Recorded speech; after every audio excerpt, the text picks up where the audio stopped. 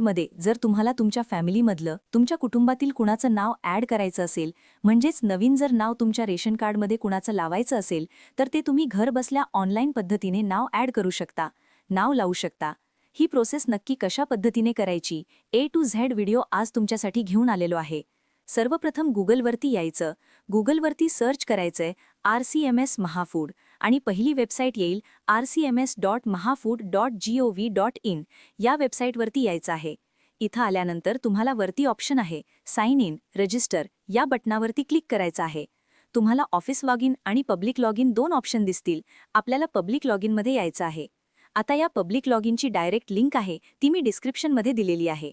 Public log इनमध्ये आपल्याला काम करायचं आहे. आता इथे पहा पहिला ऑप्शन आहे सेल्फ सर्व्हिस, ज्यामध्ये रजिस्टर युजर आहे पहिला ऑप्शन. दुसरा आहे न्यू युजर. जर तुमचा अगोदर अकाउंट असेल तर पहिला ऑप्शन, नवीन अकाउंट उघडायचं असेल तर दुसरा ऑप्शन.